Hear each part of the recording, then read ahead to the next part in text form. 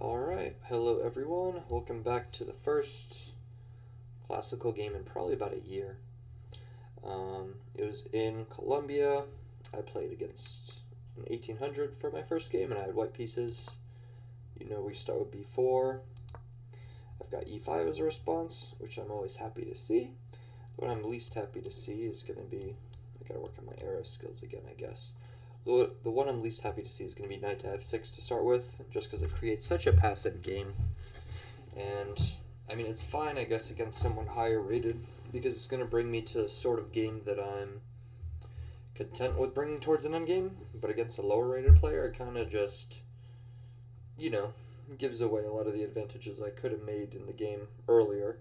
But regardless, that's neither here nor there. This game we had e5. Bishop b2, we have f6, so anyone who's watched any of the past videos, you should know that when you see f6, that means that we have to play solid. So he just weakened his king side fairly early on in the game, as of move 2 actually, and it's not actually bad or anything like that. Like, you just need to know how to play this kind of opening. But if they're just doing this to do this, then they may find themselves in some trouble. You're taking away the square from your knight, you're taking away that square, and the following squares from your queen, and like I said, you can open up some bad lines against your king. So it's just kind of dangerous in general. So we're just going to protect this pawn right here. He's going to take the center with d5. I'm going to play e3, open up both of these two diagonals, very important. He's going to go bishop f5, which I don't see too often. More commonly, you may see like a bishop come here. You may see this bishop come out, which makes room for this knight to come out in a quick castle. But he decides to go over here to f5, which doesn't really contest anything. I mean, I don't ever really want to put pieces here right now. So I'm just going to contest the center with c4. We're going to have c6 as a response. This is pretty normal. That way he still maintains the center after we trade off. I'm going to go knight to f3, and then he's going to go knight d7. Now I'm going to contest the center with d4. So obviously if we trade, some pieces off, then I'm going to have gained some central control over him. He could also push this and gain a tempo on my knight, but what he's going to lose out of that exchange is a secure center. And I say that because you're going to end up with a pawn that's pretty far extended. You're going past the middle of the board with a piece that can't go back fairly early on within the first 10 moves. So the game is going to transform into a battle of whether or not I can pick off these pawns that he has pushed pretty far up. And if I succeed, then I can enter the endgame with a pawn or two advantage, which is how you're going to see this game play out. We're going to see e4, knight come down to d2. Knight h6, and this move I also thought was kind of weird. So right here, I mean, I don't know if he was trying to circle around and just spend a couple moves doing so, but right now I never really will feel threatened by a knight coming there. I mean, he doesn't really have great coverage where he's at, so I wasn't worried about that. I'm going to take, he's going to take, and the reason why I captured right then and there is because I created my weakness, and the weakness that will fall secondary after this one falls. So I found my pawn chain that I would like to attack this game. Bring my knight to c3, further develop, attack this d5 pawn. And I'm not going to lie, this is what I'm thinking of while I'm playing, but I still need to study and find out what the correct moves are in this game, because if you notice, this bishop sucks, doesn't cover anything here, it's just playing defense here. This bishop has no range whatsoever. So it's a very bad bishop. In some games I practice against trading it off and then, closing the center, but then I just end up being down the bishop versus the knight, and they could just convert it towards an endgame and then have the advantage. So I'm not a big fan of that either. So still need to find out how I want to correctly play with this bishop. I mean, maybe it is correct for him to just be bad until the late game, but I'm not actually sure. I need to research it more. I was also experimenting with lines here where I go check and he goes, here, just like weird moves like this. But anyway, he defends this. Like I said, I'm still experimenting with this line, but right now he could just return back. So I stack something up against this. He goes king to f7, and even though at first glance it looks like, yay, a pawn, I mean, he just moves this piece out of the way, and all of a sudden he has 3 threats on this piece, and then if I move it, I'm losing my queen. So, not actually a free pawn, actually a very not free pawn. And yeah, there are moves where I can potentially then block with a bishop or something like that, but again, him just moving his knight here is going to create 3 different attackers of that square, and I'm only going to have 2 defenders. So not what I'm looking for, just yet anyway. As you can see, I'm trying to increase my odds. So rook goes over to c1, we get a6, and I wasn't exactly necessarily thinking of putting a piece here anyway, but whatever, a6 is played. I mean, it takes away some good squares, so sure. I'm going to go excuse me, that's a bad stutter. I'm going to go bishop to e2, and no, I don't exactly plan on taking this diagonal, but I mean, it's available to me. The main reason why I did that move is just to make room for my king to castle, and then I wanted to still maintain this diagonal, but yeah, sure. I mean, I improved my piece a little bit. I'm going to see f5, and I'm going to play h3 in response. Now I do want to take this kind of thing away.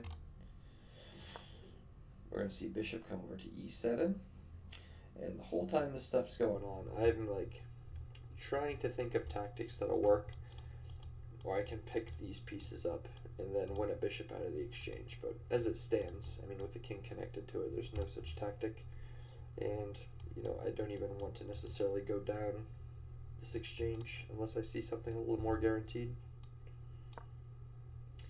So I play g4, and the idea here is that yes, I lose this exchange, I'm pretty sure, but I open up a lot of lines, and that's the main idea. And what happens is that when this bishop moves out of position to finally capture this exchange, I can capture this pawn then, and he can't recapture because we have check. So no, I'm not actually permanently going down a pawn in this situation, which is why he doesn't accept. But now I actually find myself in an ugly situation, and that is because he has some sacrifices that he can actually look to make in some positions, and all of a sudden I'm not the one on offense, he is, so I have to be very careful here. Take the pawn, obviously if he goes here, I'm taking this. He takes with a knight, so this still is not an option for me. I go check, he blocks, and I go here. And the whole reason for that check little trick that I did was I was trying to get him to play g6, and now the idea is that through those tactical exchanges I was just talking about, beforehand I was losing them, right? Because at the end of it, this pawn is going here, and my queen is getting attacked by the bishop. What happens now in that same exact scenario is that I take this, he takes back, and then I'll push d5. And if you've noticed, due to his positioning right here, his bishop's actually stuck. He has a king and 2 knights blocking it. So this pawn would actually win back my piece, and not only would it win back that piece, but then I'm going to have this bishop eyeing this rook. So my idea is that even if he tries to protect himself from one threat, that he may still fall to the other one. But he goes knight to f6. And once more, this piece, which was originally not at all defended, is now defended by 3 different pieces at once. And not only that, but he's also opened up a counterattack against this bishop. And I don't really want to see this exchange, because all of a sudden I'm getting attacked by 5 different pieces on my king side, which I'd be very much not pleased about. So first order of business, we're going to take away one piece that can attack me, and now I can defend against a potential other. And now my mind has unfortunately turned to defense. So this strategy is not going to work anymore, because now he has way too many ways that he could recapture this, and this move doesn't even work anymore because he also has his queen protecting it and his knight. So needless to say, I'm quite upset here that my tactics didn't play out. I never was able to get any of these pawns or destroy the structure, and instead I'm now having to reroute all of my pieces and spend more time just defending, whereas he's able to spend that same time getting his pieces into position. So you're going to see some rerouting. And here I block because I don't want this sacrifice to come in and then anything ugly to happen. Just a little more defense. Queen goes here. And again, I was hoping that there would be some sort of world where I can attack here. But I just don't see it happening. Knight's going to go here again to help defend. And he's going to push his pawn. And he is just fully trying to blast me open right here. Sounded sus, not going to say that again. But he's trying to tear open my defenses, so neither of us actually castled this game, as you can see. But even though he's a little more open, he's definitely the safer of the two of us right now. But I capture, capture, capture, capture, and then I offer a trade. And I offer the trade because I think that I can maybe hold this endgame. So at face value, 1, 2, 3, 4, 5, 1, 2, 3, 4, 5, equal pawns, equal rooks, 2 minor pieces to 2 minor pieces. But where the difference lies is that he has easier things to target, and he has 2 bishops instead of a bad bishop and a knight. So he is very much better set for this, what's it called, this endgame than I am. But I play on, of course, with rook go here. I move my king up. I'm happy with this exchange. He's not going to take it, of course. At some point, you'll realize that just equal exchanges are not always benefiting one side. I don't know why I said that. What I'm trying to say is that equal exchanges aren't always equal. That's what I wanted to say. As you can tell, I'm rusty with this whole streaming thing. He goes over here to h5. He wants to take away this square from either of my pieces, even if this bishop does move off of this nice diagonal it has, but it won't. And I move my rook here to g2, and I'm basically telling him, hey, you know, you can go ahead and play this move now, or I'm stacking these rooks. So I'm kind of giving him a choice, or I'm telling him that he can do this himself, and that I can finally fix my knight a little bit. But anyway, he decides, yeah, sure, I'll take that exchange now. Your bishop is still bad. My pieces are more active. And now he starts rerouting everything. So first, bishop goes to f6. Now I have 2 pawns that are hanging. And what do? I try to counterattack. So I'm just trying to get this guy to get off my ass. Because if I can get this guy off my ass a little bit, I could break this pawn chain, and all of a sudden this one pawn that's far pushed is a little bit more manageable. So for a start, he goes ahead and takes that pawn. A little annoying. It was actually defended up till this point. It's not actually hanging, because if he ever wanted to take that pawn, then I have the simple tactic, which is just rook going over to h2, and then I don't think I'm ever really in trouble, because if he checks me here, I'm going to take it, pawn's going to take, and then bishop is going to come here to g5, and then he's actually threatening to lose a piece there. So it was kind of a poison pawn. I had some tactics to protect it, but here, unfortunately, there's just too many things that are hanging, and he just needs to take them in the correct order. Both of us were under time crunch at this point. We were both under like 6 or 7 minutes, and you'll see that to be true because I think only 2 more moves are recorded, and then when you hit sub 5 minutes, you don't have to record anymore, which I value every precious second I can. Under 5 minutes in those blitz portions, since I'm weaker in blitz, so I stopped recording when I hit 5 minutes for sure. But I just quickly challenge this. He goes here to g4, and I'm just going to tell you some of what went on later in this game from this position, since I can briefly remember it. But this is the problem. So check, kind of awkward. If I move my king somewhere, then he is taking this pawn. If I take this and then try defending these pawns with my king, then this rook is going to come down, and all of a sudden I'm pinned. I have to take.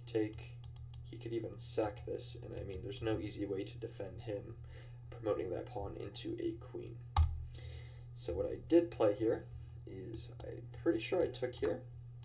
He took back, and then instead of doing either of the moves I specified, I went bishop here to e3.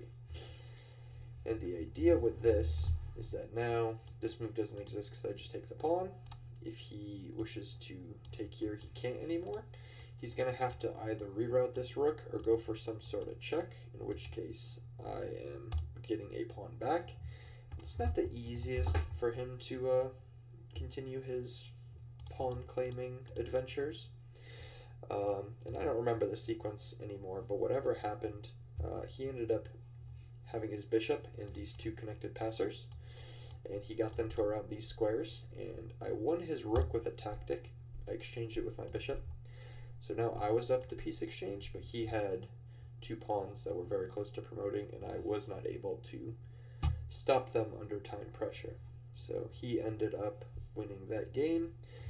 I had probably 30 seconds on my clock. He probably had the same thing. And then the first round, I did unfortunately start with a loss. But I was still pretty proud of how that game went. So if I hit this review button, I think you guys could kind of see this graph. It's a little small.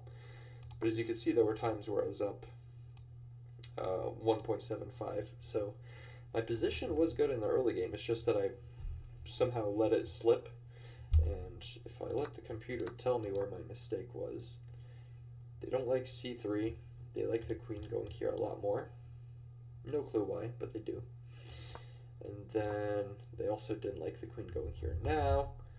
Again, don't quite understand. I think it's because I blocked this knight in, whereas this queen always kind of had options for moves, whereas this knight didn't. So I kind of cemented my fate here by making my threat a little too one-dimensional. I think I should have kept my plan a little more hidden. And it's not because like they're not going to be able to defend against it if I hide, but more so the more fluid and dynamic my pieces are, the more plans that will arise. So those were the kind of issues we had that game, and I'm still pretty happy with it considering this was my first game back in a year, and it was against an 1800, so still not too unpleased with how it went down. But thanks for watching game 1 of 2025, I guess.